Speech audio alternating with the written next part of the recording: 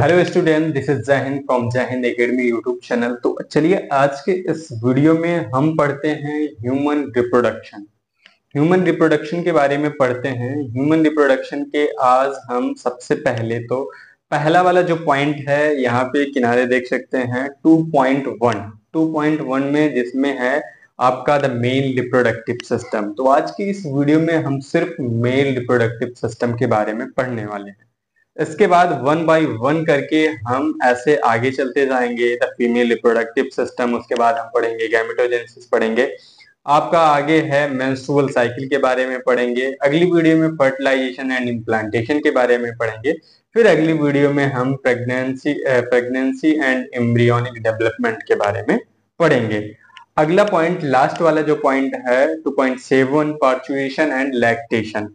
थोड़ा सा इसमें हम जान लेते हैं कि हमें किस किस पॉइंट में, किस किस वीडियो में क्या क्या चीजें जानने को मिलने वाली हैं। ठीक है, तो सबसे पहले हम यहाँ पे देखते हैं मेल रिप्रोडक्टिव सिस्टम की। अगर हम बात करते हैं तो मेल रिप्रोडक्टिव सिस्टम में क्या होगा कि अभी हम आगे थोड़ा सा डिटेल पढ़ेंगे। उसके बाद जिसमें मेल रिप्रोडक्टिव सिस्टम आएगा, फीमेल रिप्रोडक्टिव सिस्टम आएगा। मेल रिप्रोडक्टिव सिस्टम की अगर बात करते हैं तो इसमें क्या होगा कि मेल के रिप्रोडक्टिव सिस्टम के बारे में पूरा पूरा पढ़ना है। उसकी एनाटॉमी, उसके फंक्शंस, इन सभी चीजों को हमें वन बाय वन पढ़ना है। उसके बाद अगली वाली वीडियो में हम पढ़ेंगे फीमेल रिप्रोडक्टिव सिस्टम के बारे में। फीमेल रिप्रोडक्टिव सिस्टम के पूरी एनाटॉमी, मतलब उसका स्ट्रक्चर कैसा है, उसकी बनावट कैसी है, ये सारी चीजें पढ़नी है। और उसके फंक्शन कैसे हैं, कैसे कैसे क्या चीजें होती हैं, इन सब चीजों को पढ़ना है। उसके आगे हमें गैमेटोजेनेसिस के बारे में पढ़ना है। गैमेटोजेनेसिस के बारे में अभी आप थोड़ा सा जानेंगे कि जिसमें से स्पर्म का फॉर्मेशन, ओवा का फॉर्मेशन, ये गैमेटोजेनेसिस है। स्पर्म कैसे बनता है, ओवा कैसे बनता है, इन सब चीजों को पढ़ना है हमें इस वाली वीडियो में, गैमेटोजेनेसिस में। अगला पॉइंट है आपका मेंस्ट्रुअल साइकिल। मेंस्ट्रुअल साइकिल में पढ़ेंगे आपका जो गैमीट का फॉर्मेशन होता है, ओवा का फॉर्मेशन होता है, ओव्यूलेशन कैसे होता है, और हर मंथ फीमेल में पीरियड्स कैसे आते हैं, उनका रेगुलेशन कैसे है, इन सारी चीजों के बारे में, इनकी टाइमिंग के बारे में पढ़ना है आपको। ठीक है, उसके बाद अगली वाली वीडियो में हमें पढ़ना है आपका फर्टिलाइजेशन एंड इम्प्लांटेशन, यानी कि मेल और फीमेल गैमेट कैसे फर्टिलाइज करते हैं और बच्चे बनने की प्रोसेस की स्टार्टिंग होती है, यानी कि इम्प्लांटेशन होता है, मदर टू फीटस ज्वाइंट होते हैं कैसे, इन सब चीजों के बारे में पढ़ना है। ठीक है, आगे वाली वीडियो में हमें पढ़ना है प्रेगनेंसी एंड एम्ब्रियन सॉरी आगे वाली वीडियो में हमें पढ़ना है pregnancy and embryonic development. Pregnancy and embryonic development के बारे में पढ़ना है। आगे देखेंगे आपको पार्चुरेशन के बारे में पढ़ना है। ठीक है, पार्चुरेशन एंड लैक्टेशन, यानी कि बच्चे के जन्म की प्रोसेस को पूरा पढ़ना है। और फीडिंग, यानी कि बच्चे को दूध पिलाया जाता है तो कौन कौन से हार्मोन रिलीज होते हैं, क्या सारी प्रक्रियाएं होती हैं, इन सब चीजों को पढ़ना है हमें अगली छोटी छोटी वीडियोस में। तो चलिए आज के इस वीडियो में हम सबसे पहले पढ़ते हैं मेल रिप्रोडक्टिव सिस्टम के बारे में, यानी कि उसके स्ट्रक्चर फंक्शन के बारे में। तो चलिए पहले हम थोड़ा सा ओवरव्यू देख लेते हैं। यहाँ पे जैसे कि आप पढ़ रहे हैं आज के इस वीडियो में ह्यूमन रिप्रोडक्शन के बारे में। ह्यूमन रिप्रोडक्शन के बारे में जैसा कि आप पढ़ रहे हैं ह्यूमन रिप्रोडक्शन के बारे में, तो यहाँ पे हम थोड़ा सा ओवरव्यू पहले देख लेते हैं। As you know aware, human are sexually reproducing. Human जो होते हैं वो सेक्सुअली रिप्रोड्यूसिंग होते हैं, यानी कि रिप्रोडक्शन दो प्रकार का होता है, एक सेक्सुअल रिप्रोडक्शन होता है, एक एसेक्सुअल रिप्रोडक्शन होता है। सेक्सुअल रिप्रोडक्शन में डबल पेरेंट होते हैं, जिसमें से मेल और फीमेल होते हैं। ठीक, तो ह्यूमन जो है वो सेक्सुअली रिप्रोड्यूसिंग ऑर्गेनिज्म है, और ये बेबी पेरस हैं, यानी कि बच्चे देने वाले हैं। ठीक है, कुछ ओवी पेरस होते हैं जो कि अंडे देते हैं। The reproductive event in human including function of gamete, इसमें कुछ ऐसे स्टेप इंक्लूड हैं ह्यूमन रिप्रोडक्टिव इवेंट में, जैसे कि गैमीट का फॉर्मेशन। ठीक है, फॉर्मेशन ऑफ गैमीट क्या कहलाएगा आपका, गैमेटोजेनेसिस कहलाता है, गैमेटोजेनेसिस। अब गैमीट्स दो प्रकार के होते हैं, एक मेल गैमीट होता है, एक फीमेल गैमीट होता है। मेल गैमीट को बोलेंगे स्पर्म। ठीक है, sperm in male, and ovum in female. ठीक है, फीमेल गैमीट को क्या बोलेंगे, ओवम बोलेंगे। यहाँ पे हम देखते हैं transfer of sperm into the female genital tract क्या कहलाएगा, वो इंसेमिनेशन कहलाएगा। ठीक है, मेल जो है वो स्पर्म को फीमेल के जेनाइटल ट्रैक में यानी कि फीमेल रिप्रोडक्टिव ट्रैक में जब स्पर्म को इंजेक्ट करता है तो वो कहलाता है इंसेमिनेशन। आई थिंक ये आप समझ लिए होंगे। अब आगे देखते हैं हम fusion of male and female gametes, यानी कि मेल गैमीट और फीमेल गैमीट का जो फ्यूजन होता है यानी कि स्पर्म और ओवा का फ्यूजन जो है वो कहलाता है फर्टिलाइजेशन। क्या कहलाता है, फर्टिलाइजेशन। फर्टिलाइजेशन उसके बाद फिर क्या बनता है, leading formation of zygote. Formation of zygote तब क्या बन जाता है, जाइगोट का फॉर्मेशन हो जाता है।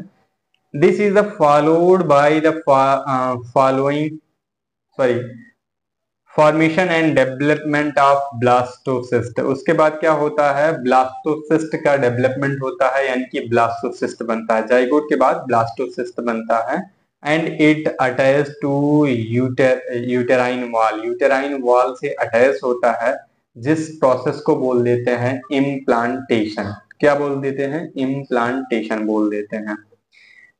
ठीक, यानी कि मदर टू फीटस जब है जुड़ते हैं यूटेरस के अंदर तो वो इम्प्लांटेशन कहलाता है। अब आगे हम देख लेते हैं एम्ब्रियोनिक डेवलपमेंट। जो एम्ब्रियो यानी कि बच्चा जब पेट में डेवलप होता है तो वो प्रोसेस क्या कहलाती है, एम्ब्रियोनिक डेवलपमेंट कहलाता है, जिसको बोल देते हैं गैस्टेशन पीरियड, यानी कि गैस्टेशन कहलाता है। एंड डिलीवरी ऑफ बेबी क्या कहलाता है, पार्चुरेशन। ठीक है, जब बच्चे का जन्म होता है तो वो कहलाता है आपका पार्चुरेशन।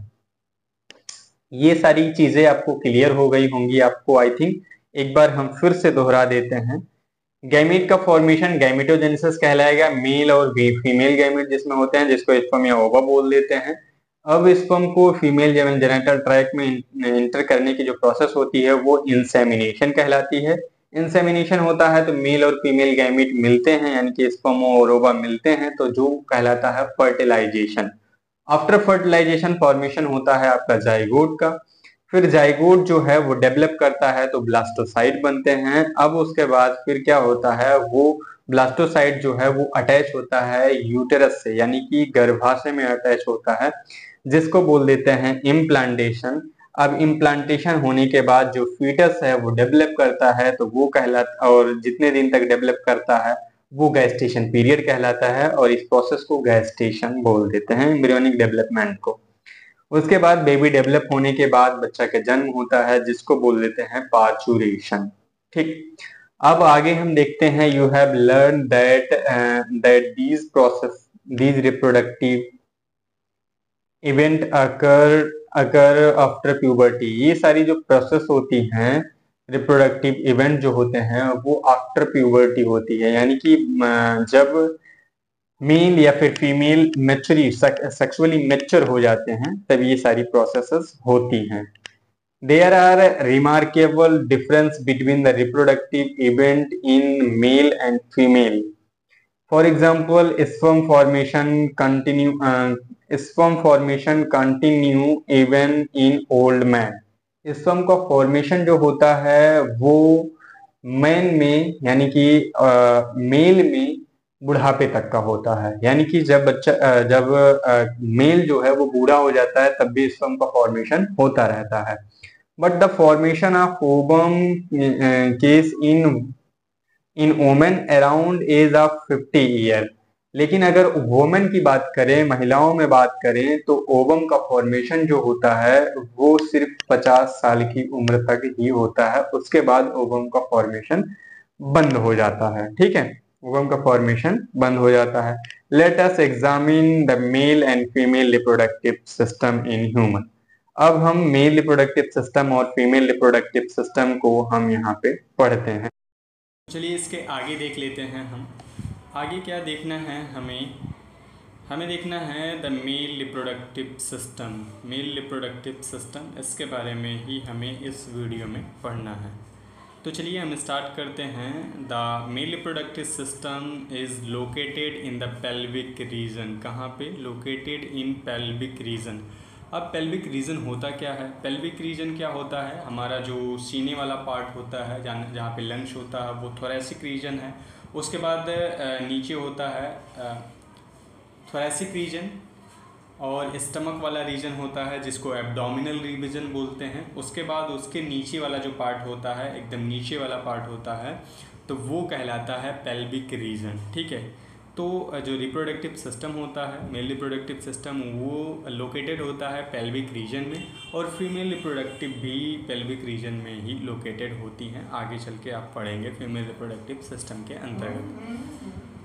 तो चलिए आगे और हम देख लेते हैं। It include a pair of testis. एक पेयर टेस्टिस पाया जाता है along with the accessory ducts, glands and external genitalia. यानी कि टेस्टिस के साथ साथ आपके एसेसरी डक्ट्स पाए जाते हैं, कुछ ग्लैंड्स पाई जाती हैं, और एक्सटर्नल जेनेटेलिया। एसेसरी डक्ट्स की बात करते हैं तो मतलब जो मेल रिप्रोडक्टिव सिस्टम में ढेर सारे पार्ट होते हैं उन्हें एसेसरी डक्ट बोलते हैं। उसमें कुछ ग्लैंड्स होती हैं जिनमें से कुछ हार्मोन्स का सिक्रीशन होता है। उसके बाद आगे होता है आपका external genitalia. External genitalia means जो बाहर से देखने पे पार्ट दिखते हैं वो एक्सटर्नल जेनेटेलिया कहलाएंगे। ठीक, अब हम आगे देखते हैं। आगे देखते हैं, यहाँ पे आप देख सकते हैं ये पूरा आपका मेल रिप्रोडक्टिव सिस्टम का फिगर है, जिनको हम अभी वन बाय वन करके समझाते हुए चलेंगे। आप यहाँ पे देखेंगे the testis are situated outside the abdominal cavity. Testis जो होता है, अभी इसमें मेल रिप्रोडक्टिव सिस्टम में वन पेयर टेस्टिस होते हैं। टेस्टिस जो होता है वो कहाँ पे होता है? Situated outside the abdominal cavity. अभी हमने बताया एब्डोमिनल कैविटी, यानी कि जो टेस्टिस होता है वो बाहर होता है, यानी कि बॉडी से पूरी तरीके से बाहर रहता है। वो किस में रहता है? पाउच कार्ड स्क्रोटम, एक थैलेनुमा संरचना में रहता है, जिसको बोलते हैं, क्या बोल देते हैं? स्क्रोटम बोल देते हैं, स्क्रोटम। यहाँ पे आप अगर देखना चाहें तो फिगर में देखना चाहें तो ये बाहर की साइड होता है, स्क्रोटम में होता है। ठीक है, स्क्रोटम में वन पेयर ऑफ टेस्टिस होते हैं। अब ये बाहर क्यों होता है, इसके बारे में भी कहानी है। The scrotum help in the maintaining the low temperature of testis, यानी कि ये बॉडी के बाहर इसलिए होता है जिससे टेस्टिस का टेम्परेचर जो है वो बॉडी से थोड़ा सा कम रह सके। कितना कम रह सके? 2 to 2.5 degree Celsius lower than the normal body temperature. ठीक है, हमारी बॉडी टेम्परेचर से 2 से 2.5 डिग्री सेल्सियस कम होना चाहिए हमारे टेस्टिस का टेम्परेचर, जिससे स्पर्म का फॉर्मेशन हो सके, वरना स्पर्म का फॉर्मेशन नहीं हो पाएगा। इसलिए टेस्टिस जो है वो बॉडी के बाहर एक स्क्रोटम में होता है। ये आई थिंक आपको क्लियर हो गया होगा। इंटरनल बॉडी, हाँ, नेसेसरी फॉर स्पर्मेटोजेनेसिस, यानी कि स्पर्मेटोजेनेसिस यानी कि स्पर्म का फॉर्मेशन की प्रोसेस जो है वो स्पर्मेटोजेनेसिस कहलाएगी। तो जो कि ज़रूरी होता है स्पर्मेटोजेनेसिस के लिए कि ताकि टेम्परेचर जो है वो 2 to 2.5 डिग्री सेल्सियस कम रहे बॉडी के अपेक्षा। ठीक है, आगे हम देखते चलते हैं। यहाँ पे आपके इन एडल्ट में each testis is Oval shape. Adult में अगर हम बात करें तो टेस्टिस जो होते हैं वो ओवल शेप होते हैं, यानी कि अंडे के आकार के होते हैं। इनकी अगर हमें लेंथ की बात करें, लंबाई जो होती है वो 4 से 5 सेंटीमीटर होती है इनकी लंबाई। अगर विड्थ की बात करें, चौड़ाई की बात करें, तो 2 से 3 सेंटीमीटर होती है इनकी चौड़ाई। ठीक है, the test is covered by dense covering. Testis जो होता है वो एक डेंस कवरिंग, घनी कवरिंग से बंद हुआ होता है। ईच टेस्टिस हैज़ अबाउट 250, यानी कि 250 कंपार्टमेंट्स होते हैं, यानी कि खाने होते हैं, सेक्शंस होते हैं, जिसको क्या बोल देते हैं, टेस्टिकुलर लोब्यूल बोल देते हैं। क्या बोलते हैं, टेस्टिकुलर लोब्यूल बोल देते हैं। एक टेस्टिस में 250 कंपार्टमेंट होते हैं, यानी कि 2 टेस्टिस की अगर हम बात करें तो 500 कंपार्टमेंट होंगे, यानी कि 500 टेस्टिकुलर लोब्यूल्स पाए जाते हैं। ये आपको क्लियर ध्यान में रखना है। अभी हम फिगर को बाद में समझेंगे, इसमें क्या क्या चीज़ें हैं, कैसे हैं। यहाँ पे एक बार हम देख ही लेते हैं कि फिगर में क्या क्या चीज़ें हैं। आपके फिगर में ये आपका हो गया, अभी हमने बात किया पेनिस है, पेनिस में आपके 4 ग्लांस पेनिस, 4 स्किन, ये चीज़ें अभी बाद में आएंगी, तो बाद में ही हम आप समझते चलते हैं। यहाँ पे हम बात करते हैं each lobules contain 1 to 3 highly coiled seminiferous tubule. अभी हमने टेस्टिकुलर लोब्यूल की बात की। एक टेस्टिकुलर लोब्यूल जो होता है कंटेन 1 to 3 1 से 3 highly coiled seminiferous tubule, highly coiled seminiferous tubule in which sperm produce, जिसके अंदर क्या होता है, स्पर्म प्रोड्यूस होता है, स्पर्म बनता है। Each seminiferous tubule is lined on it inside by 2 type of cells called male germ cell and Sertoli cells, ठीक है, जिसको स्पर्मेटोगोनिया बोलेंगे, spermatogonia. The male germ cell undergo meiotic division. Male germ cell जो होता है वो meiotic division करके finally leading to sperm formation, finally क्या बनाता है, स्पर्म का फॉर्मेशन करता है, स्पर्म बनती है। While Sertoli cells provide nutrients, Sertoli cell जो होती हैं वो न्यूट्रिएंट्स प्रोवाइड करती हैं, और जो मेल जर्म सेल होता है वो मियोटिक डिवीज़न करके स्पर्म का फॉर्मेशन करता है। ये आई थिंक आपको क्लियर हो गया होगा।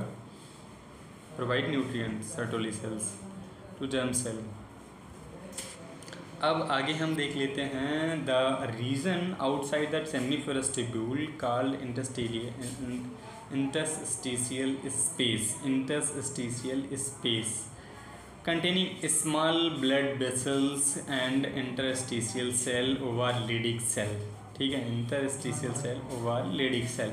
Leydig cell synthesis and secrete testicular hormone. Leydig cell का काम क्या होता है, Leydig cell जो होती हैं वो सिक्रीट करती हैं टेस्टिकुलर हार्मोन कॉल्ड एंड्रोजन, जिसको एंड्रोजन बोल देते हैं, ठीक है, एंड्रोजन मेल में।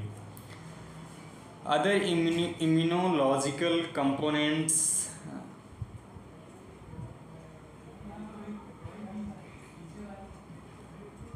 सेल्स आर आल्सो प्रेजेंट, ठीक है, कुछ और भी सेल्स इसमें प्रेजेंट होती हैं, जिसको हम 1 by 1 करके देखते हुए चलेंगे। The male sex accessory ducts include रेटा टेस्टिस। अभी आप यहाँ पे फिगर में देखते चलेंगे क्या क्या चीज़ें हैं, पहले हम यहाँ पे पढ़ लेते हैं।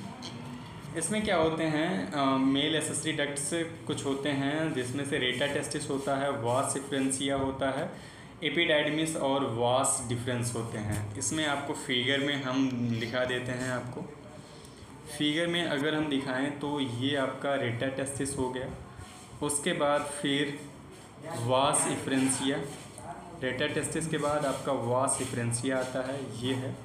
फिर उसके बाद आपका यहाँ से घूम करके आएगा वासा डिफरेंसिया हो गया, एपिडाइडमिस हो गया आपका यहाँ पे, उसके बाद वास डिफरेंस,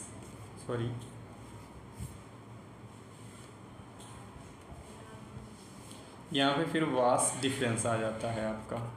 तो आई थिंक ये आपका फिगर क्लियर हो गया यहाँ तक का। फिर आगे हम देखते हैं seminiferous tubule of the testis open into the वास इफरेंस थ्रू द रेटा टेस्टिस वास efferentia leave the testis and open into the epididymis. ये मतलब कहाँ कहाँ से होकर के गुजरता है, जाता है, ये चीज़ें आपको पता चल जाएंगी। Located along the posterior surface of the testis, ये सारी चीज़ें जो होती हैं टेस्टिस के पोस्टीरियर साइड में, पीछे वाली साइड में होती हैं। फिर the epididymis lead to vas deferens that that ascend to the abdomen and loop over the urinary bladder। यानी कि यहाँ पे आप फिगर में देख सकते हैं ये चीज़ें जो होकर के जा रही हैं loop over the urinary bladder, यानी कि यूरिनरी ब्लैडर के ऊपर होते हुए ये जाता है। वास्ट डिफरेंस जो है वो यूरिनरी ब्लैडर के ऊपर से होते हुए जाता है। ये चीज़ें यहाँ पे लिखी गई हैं। अब हम देख लेते हैं It receive a ducts from seminal vessels and open into the urethra as the ejaculatory duct। These ducts store and transport the sperm from the testes to outside through the urethra। The ureter originated from the urinary bladder and extend through the penis and its external opening urethral meatus. मतलब बाहरी वाला जो opening जो होता है वो urethral meatus कहलाता है। तो यहाँ तक आपका क्लियर हुआ। The penis is the male external genitalia. External genitalia, ठीक है। एक्सटर्नल जेनाइटेलिया उसको बोलते हैं जो बाहर से दिखता हो, यानी कि फीमेल में भी एक्सटर्नल जेनाइटेलिया होता है, मेल में भी एक्सटर्नल जेनाइटेलिया होता है। जो बाहर से दिखता है वही एक्सटर्नल जेनाइटेलिया कहलाता है, ठीक। It is made up of special tissue, ठीक है। It is made up of special tissue help in the erection of the penis. Help in the erection of the penis, मतलब एक स्पेशल प्रकार के tissue से बना हुआ होता है एक्सटर्नल जेनाइटेलिया, जो कि पेनिस के इरेक्शन में हेल्प करता है। यानी कि अभी हमने बताया कि मेल रिप्रोडक्टिव पार्ट का जो बाहर से निकला हुआ हिस्सा रहता है वही आपका एक्सटर्नल जेनाइटेलिया होता है। पेनिस को ही एक्सटर्नल जेनाइटेलिया बोलेंगे।